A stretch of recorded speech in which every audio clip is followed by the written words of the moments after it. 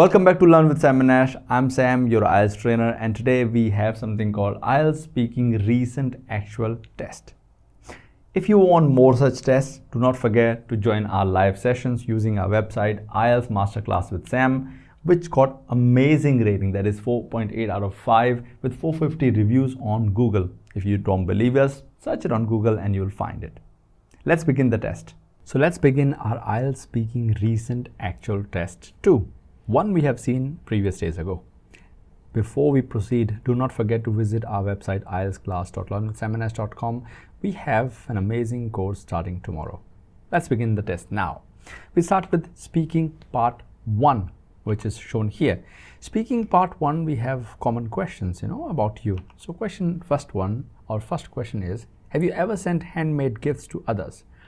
Well, when I was a kid, I was really good at sketching or creating sketches of people as well as landscape, and I used to choose landscape to give my friends, especially on their birthdays. I think it was a really good gesture from my side, and the happiness or the kind of excitement I could see on their face was priceless. So yes, I did gift many people handmade things, especially sketches. Number 2. Have you ever received a great gift? Yes, my sister, when she came from Canada for a visit to our place, she gifted me AirPod 2 Pros. They're amazing and I'm still using them. So that was a great gift from her side. I was actually not expecting that, but I have told her multiple times that this is what I always liked or something. But I didn't expect her to bring from there, but it was a great gift because I use it every day. It's an amazing basically equipment to enjoy music. What do you consider when choosing a gift?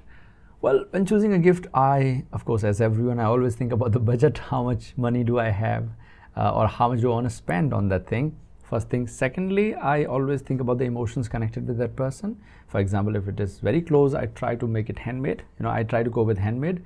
If that person is not that close, if there's a distance person, but still I do know that person, I would always go with generic gifts, right? So those two things are more important for me. First one is the price. Second one is the closeness with that person. Do you think you are good at choosing gifts? Actually quite good. Most of the friends and family, they take me with them to choose a gift because I always I'm a good critic, I would say that, and a harsh one at that. So even in choosing gifts or clothes or anything, I don't like shopping, but when I go for shopping or choosing gifts, I'm very direct or straightforward that this is what I like, this is what I do not like, because of certain reasons, and out of 100 I could choose 5 easily because I don't have emotions connected to that. I just feel they are good. So when I go with feeling, it's quite easy, and hence I think I'm good at choosing gifts. We can move now to speaking part 2. And in speaking part 2, we have questions in the form of describe. Let's see. Describe something in your country that you are interested in. Who it is. Have you ever, known about it? How have you known about it? Maybe no. Okay, the question is a little bit wrong here. Should be, have you known about it? Why you are interested in it, and explain whether you would like to know more about it. It could be something or some concept or person, right? That's what I'm thinking. So in normal exam, you would get 1 minute to prepare. I'll take only 10 seconds just to think about it. All right, great. We can now proceed, I guess. Okay. Well, I temporarily live in Gujarat, and there are amazing places to visit in Gujarat, and I would say one of them is Vav. There is a place called Vav, Junagadh Vav, I think that's the name of the place, complete place. They have these concepts of well. The architecture is priceless, so I'll try to explain what it is, right? So basically what happens is, back then people used to have stairs and they used to have large well and people can go in there. That's what I understand from it. What makes me attracted towards it is the architecture people could create when they had no machinery, no technology, no measuring instrument. Maybe they had we don't know that. Maybe they had some advanced instruments. We don't know that. That's what I'm interested in knowing. How can they make it so precise, so amazing? I think in one of our Indian rupee note, one of our note, probably 20 or 50 rupee note, 20 or 100 rupee note, we have that imprinted, Junagadh Wow or something like that.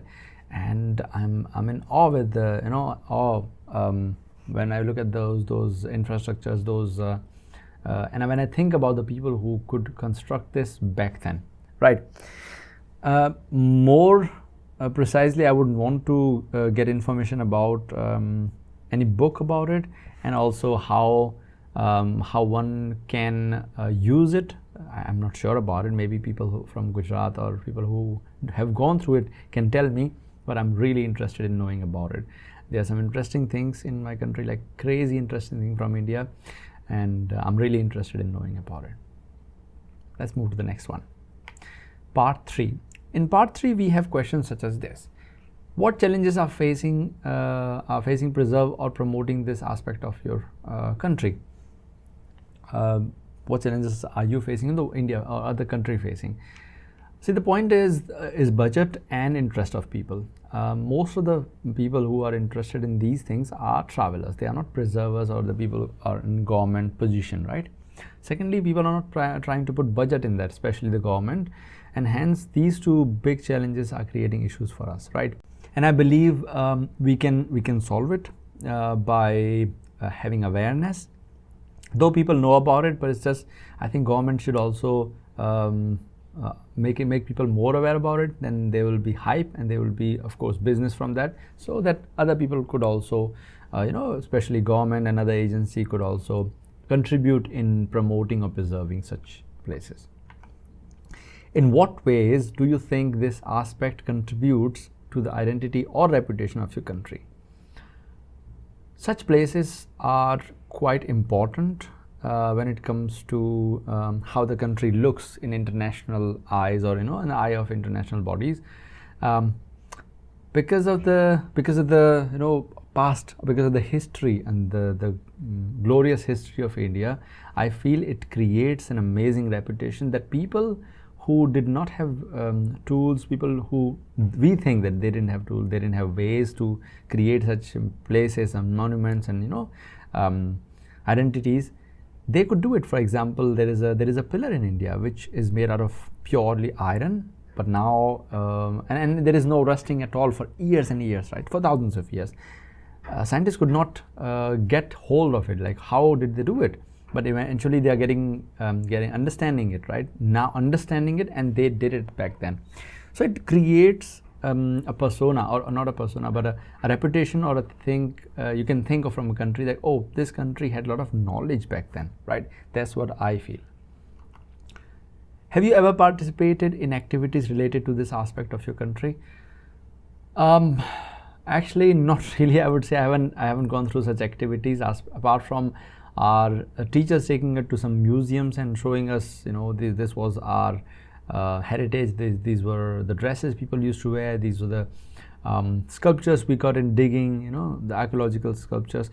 Apart from that, I don't think I've gone through any activities. But even in those trips towards to museums, made me think of going in that direction, understanding more. I used to always stand there and watch it and look at it. So not quite being a part of activities, but yes, picnics and trips were always there in my country. What was the experience like participating in activities related to this aspect of your country? Like I said, I never was a part of it, of such activities or trips. But yes, trips, like I said, trips were always there. So I have been to Science City and other places. I have been to many places in Delhi, in Gujarat, in Bangalore. Those places I did on my own, but not as in activities, as in friends or school or anything like that. On my own, yes, I went for a visit or a trip or a picnic. And I feel the experience was quite enlightening and mind blowing, because of knowing about it in books and reading about it on internet, and also looking at it in real. That was the best thing, you know, that you can feel it. Oh, this is a place where it all happened, or this is a place how it was built. So experience was quite good. I could feel the people's energy when it was made and how it was made. Should the government invest more in promoting or preserving this aspect of your country's culture? Why or why not?